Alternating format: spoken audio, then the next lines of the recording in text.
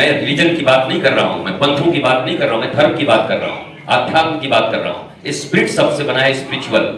Spirit जहां उत्साह है, जहां आनंद है, जहां मस्ती है, तो स्पिरिचुअलिटी तो होनी चाहिए ना राजनीति में।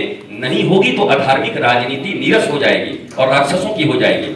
इसलिए मैं तो चाहता हूं चीनी और पानी की तरह धर्म और राजनीति दोनों एक हो जाएं। जैसे चीनी और पानी मिलकर शरबत बन जाते हैं और शरबत पीने में बड़ा आनंद आता है, वैसे ही धर्म और राजनीति को एक हो जाना चाहिए। ये किसने कहा कि अलग हो जाना चाहिए? वो कौन प्रज्ञावान महापुरुष है? उन्होंने कहां से विद्या अध्ययन की है? किस प्रज्ञा के आधार पर वो कहते हैं? ये 70 साल तक ये देश सांप्रदायिकता के आधार पर लड़ता रहा।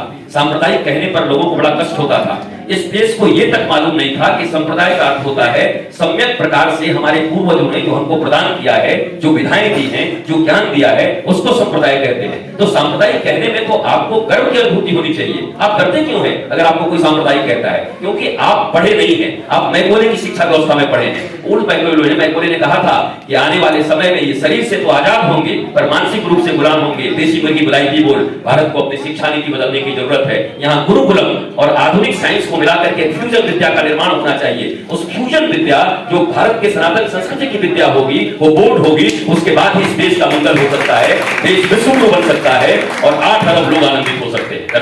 लेकिन जीतने के लिए जो लोग मुक्त थोड़ी या ये कामचोर बना रही है, उसका ये नतीजा हो रहा है कि लोग बस काम के रोना रो रहे हैं, लेकिन करना भी नहीं चाह रहे, खाने को मिल जा रहा है, इससे जो है कामचोरी बहुत बढ़ रही है। देखिए ऐसा है, केवल राजनीतिक दलों की गड़बड़ी कैसे बताएंगे? अगर जनता अवेयर नहीं होगी, जनता ज्ञानी नहीं होगी, नॉलेजफुल नहीं होगी, मुर्गे और शराब पर लोग अपना वोट बेचेंगे, ठेकेदारियों पर वोट बेचेंगे, आप उनसे कैसे राम राज्य की स्थापना का बात सोच सकते हैं? कैसे वो राम राज्य के लायक किसी राजा को यहाँ पर ला पाएंगे या किसी प्रधानमंत्री या मुख्यमंत्री को ला पाएंगे? जनता को जागरूक होना होगा, सरकारों पर दोष देने से कुछ नहीं। इसमें साधु संत क्या कर सकते हैं? साधु संत वही कर रहे हैं जो मैं आपके साथ कर रहा हूँ। मैं जागरण के लिए काम कर रहा हूँ। जागरण ही सबसे बड़ी चीज है। पहले लोगों को विचारों से प्रेरित करना होगा। विचार के कारण ही तो गड़बड़ियां होती है ना। विचार अगर शुद्ध होंगे तो कर्म भी शुद्ध होंगे, कर्म शुद्ध होगा तो आपके जीवन में पाप नहीं होंगे, पाप नहीं होगा तो आप आनंदित रहेंगे। धन्यवाद।